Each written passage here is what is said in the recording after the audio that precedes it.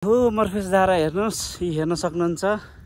यी अहिले चाहिँ अलि बादल गरेको कारणले हल्का एक त मान्छे कालो, त्यसमा झन् कालो आछु आइफोनले खिच्दाखेरि पनि ठिक छ।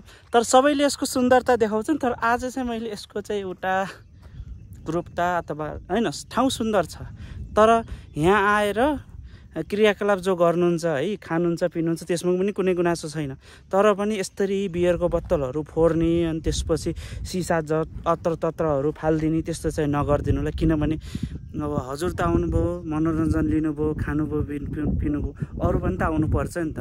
अरू पनि आउँछन्। अब कहिले कसो टिकटकमा भिडियोहरू बनाउँदाखेरि कहिले खाली खुट्टै हुन्छ। खाली खुट्टा हुँदाखेरि चाहिँ एकदम सिसा, जहाँ हेर्नुहुन्छ त्यहाँ सिसा छ। हेर्नुहोस्, म देखाउन चाहन्छु। बियरको बोतल यहाँ छ, यहाँ छ, अनि सिसा भन्नुहुन्छ पनि जता जता भन्नुहुन्छ ती सिसा छ। हेर्नुहोस्, यहाँ छ सिसा, यहाँ छ सिसा, अनि त्यसपछि तपाईँको यहाँ छ सिसा, जताकतै हेर्ने यो डाँडैभरि सिसै सिसा छ। यस्तो चाहिँ नगरिदिनु पर्ने थियो तपाईँहरूले। जसले खानुभयो है त्यो ठिक छ, आउनुहोस्, मनोरञ्जन लिने हो, ड्राई पिकनिक खानुहोस्, वेट पिकनिक खानुहोस्, त्योमा केही गुनासो छैन कसैलाई। किनकि सुन्दर भ्यू हेर्दै खानपिनुको मजा नै बेग्लै। तर पनि खाइसकेपछि अलिकति रेस्पोन्सिबल त हुनुपर्छ नि त। हामी मानव भइसकेपछि यो गाई बस्तु जस्तो गर्नु त भएन। गाई बस्तुले पनि राम्रो राखेको हुन्छ है, राम्रै हुन्छ। जङ्गल हेर्नु न, गाई बस्तु बस्ने ठाउँ अथवा जङ्गल जनावर बस्ने ठाउँमा कति सफा हुन्छ। तर हामी जहाँ मानव बस्छौँ त्यहाँ चाहिँ जुन थालमा खान्छौँ त्यही थालमा छेद गर्छौँ भने जस्तै यी प्लास्टिकका बोतलहरू। अनि ठिक छ, अब हाम्रो पेपर आइटमहरू त डिस्पोजेबल भइहाल्छ अथवा त्यो गलिहाल्छ। तर यिनी प्लास्टिकका बोतलहरू हेर्न सक्नुहुन्छ, अर्थतत्र छन्। हेर्नुहोस् हो, अनि बियरको बोतल हेर्नुहोस्, यस्तरी पुरा मातेर अथवा के गरेर हो फुटालेको। यस्तरी जहाँ हेर्नुहुन्छ बियरको बोतलको सिसा बाहेक तपाईँले केही भेटाउनुहुन्न। सधैँभरि ब्युटीको बारेमा त मर्फेसको डाँडाको मात्रै भिडियो बनाउनुहुन्छ। तर आज चाहिँ मैले यो भिडियो बनाउनु बाध्य, एकदम चित्त दुख्यो क्या। नयाँ सुन्दर ठाउँमा त सबै घुम्न आउँछन्, डुल्न आउँछन्, तर पनि यस्तो फोहोर गरिदिनु रहेछन्। अझ तलतिर हेर्नुहुन्छ हावाले कति धेरै लगेको छ फोहोरहरू। हेर्नुहोस्, फोहोरहरू त्यहाँ लगेको छ, कस्तो फोहोर छ। म त एउटा कस्तो रहेछ ठाउँ भनेर डुल्न आएको। तर अब हेर्न सक्नुहुन्छ बियरको बोतल। अब यो बियरको बोतलले किन फोर्नु पर्ने? त्यो बिग्छ नि त। बियरको बोतलहरू बिग्छ, रक्सीका बोतलहरू बिग्छन्। जुन बिग्छन् होइन भने के भन्छन्, कुनै न कुनै निकाय आएर अथवा यही गाउँ समितिमा आएर कसैले सफा गर्ला। तर यस्तरी फोहोर दिनुभयो भने त कहाँबाट सफा गर्ने? कसले फोहोर गर्छ? अनि कसले सफा गर्छ? यस्तरी फोहोर त गर्नु भएन नि त।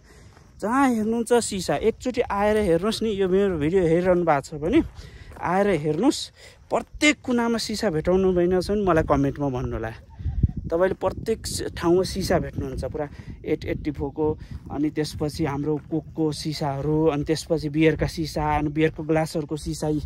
जहाँ कतै हेर्नुहुन्छ। अरूलाई के मनोरञ्जन अथवा भिडियो सिडियो बनाउने अथवा अरूलाई केही गर्न नदिनु नि, तपाईँले मात्र मनाउनु भयो, त्यसपछि त्यो ठाउँ फोहोर होस् जे होस् भन्न त्यही चाहनुहुन्छ हजुरहरूले। ठिक छ, त्यो चाहनुहुन्छ भने तपाईँमा मानवता छैन, एउटा रेस्पोन्सिबल मान्छे हुनु रहेनछ। अब फोहोर त्यस्तै छरेर जानु भएको छ। एउटा पोलिथिनमा कमसेकम एउटा पोलिथिनमा तपाईँले बाँधेर राखिदिनु भयो भने त त्यो चाहिँ एउटा सबै देखिन्छ नि त। त्यो पोलिथिन कसैले उठाउला, नउठायो भने एक ठाउँतिर ऊ त स्टोर भएर के भन्छ म्यानेज त हुन्छ नि, त्यति फोहोर त देखिन्न नि।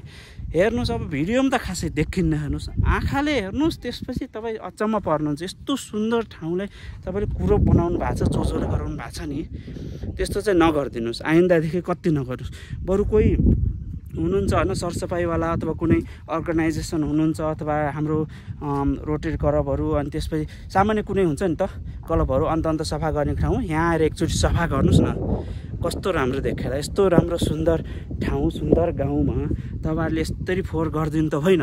एक त फ्रीमा हिँड्नु छ, डुल्नु छ, कुनै चार्ज लागेको छैन यहाँ आउनको लागि होइन। त्यही पनि तपाईँहरूले चाहिँ फोहोर गरिदिनु भएको छ। हेर्नुहोस्, यस्तो चाहिँ नगरिदिनुहोस्, मेरो अनुरोध छ।